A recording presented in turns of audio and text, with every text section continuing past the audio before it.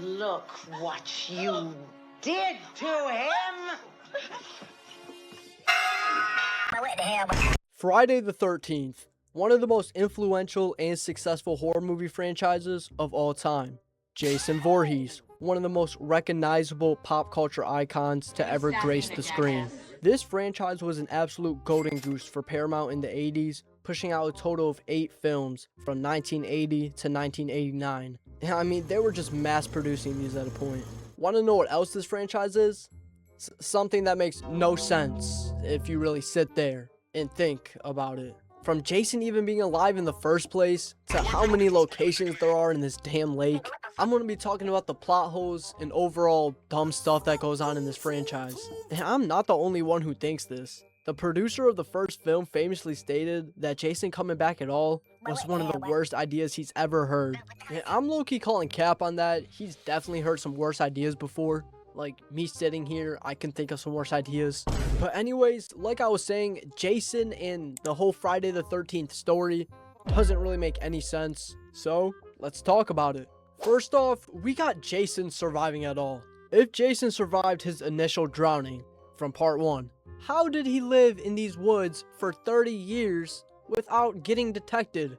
Nobody saw him? This dude is a big ass lumbering giant. So 1, how did nobody see him? And 2, why didn't he just go back to his mom after getting out the water? Like, that part has always bugged me about the story. Maybe he was like scared or something, but like, he is a little autistic boy. I bet he'd be way more scared about going in them woods sleeping alone. Now, obviously, the real reason is because during the filming of the first movie, Jason wasn't supposed to be alive. But like, does anyone have an actual canonical reason on why he didn't just run back to his mom? But okay, let's say he did survive his initial drowning, which he obviously did. Let's say that he was scared, maybe embarrassed to run back to his mom. How did he not get spotted in these woods for 30 years? Like I was saying earlier, this is an autistic little boy who can barely swim. You're telling me he can survive in these woods? Again, we got some more words from somebody who worked on the original movie, this time being legendary makeup artist Tom Savini. He said this about Jason, and I quote, "He lived by the lake for 30 years, eating crawfish or something, and nobody saw him? Really?"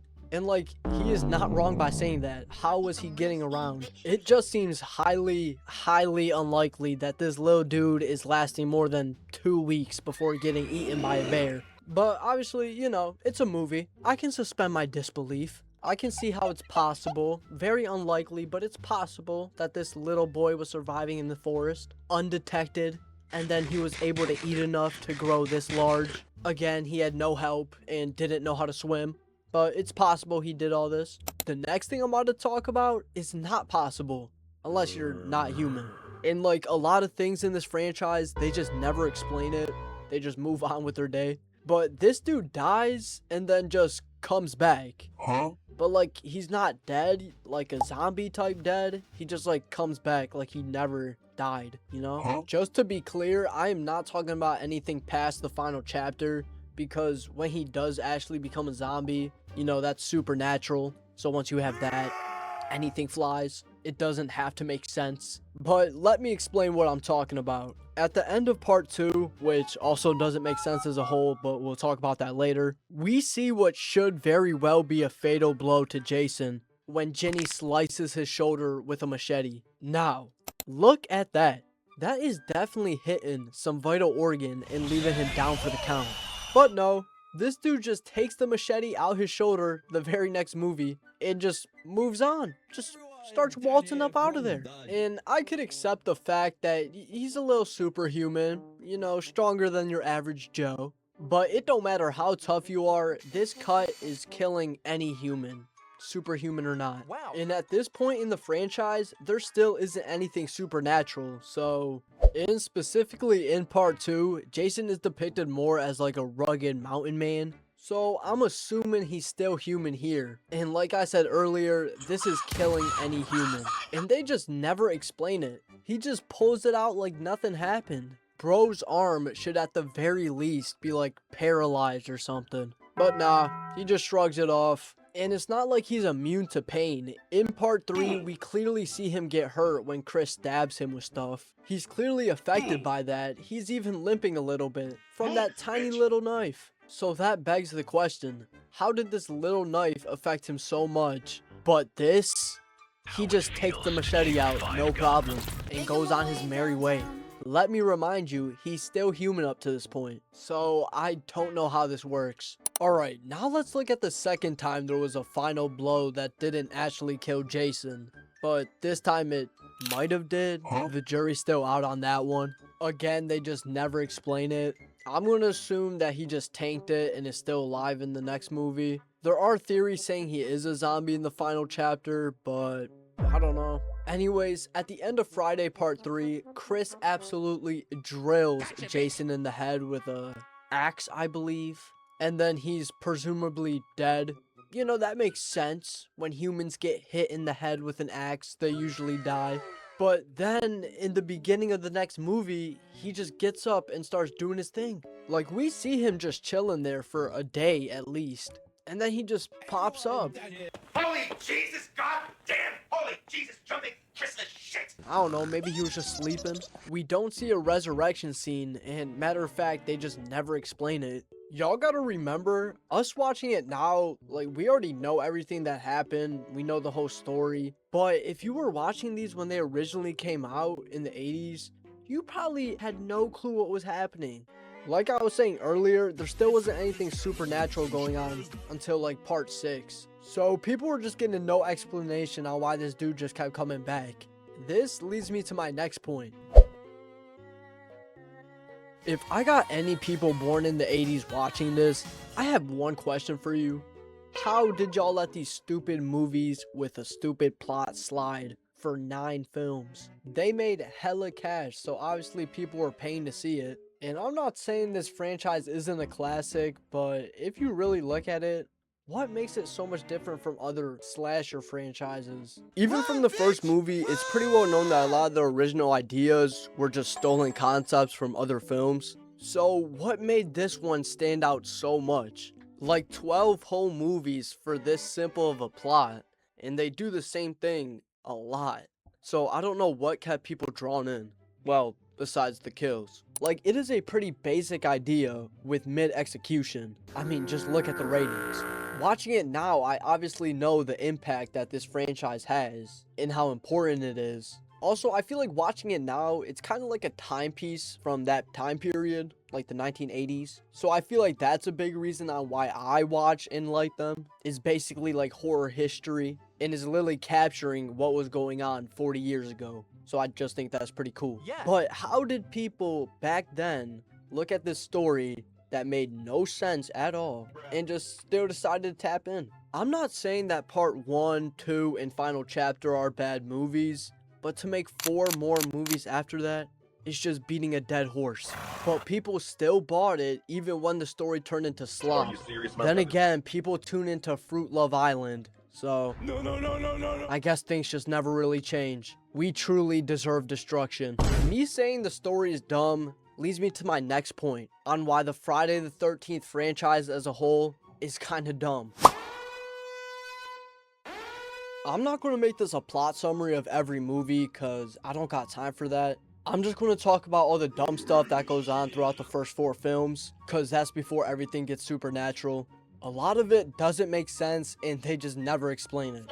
Alright, first movie. Not too much plot holes in this one. A pretty grounded and realistic movie. Besides the fact that this old lady is overpowering all these people, but whatever. Next up, part 2. Okay, we got some problems. First off, like I said before, Jason coming back at all, you know, that makes no sense after thinking about it for like 5 seconds. And then you got something weird. This dog Muffins. Let me explain.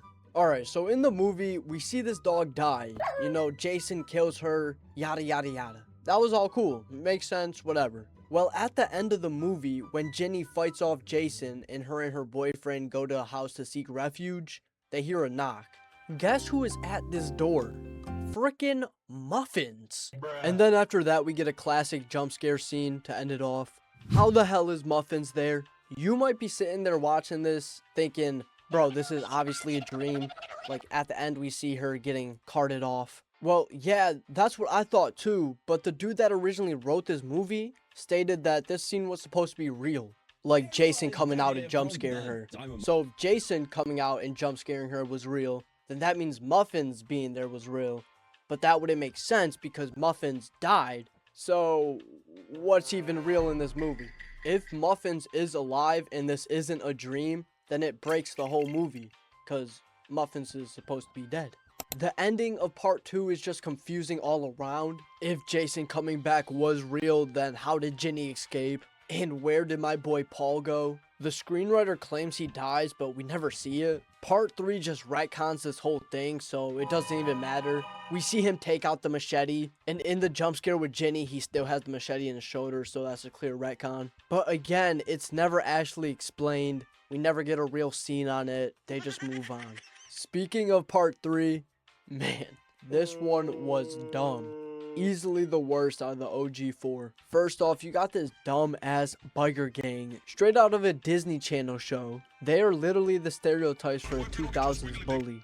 Why was this girl so fascinated with everything in this barn? And then you got possibly what is the most confusing scene in this whole franchise.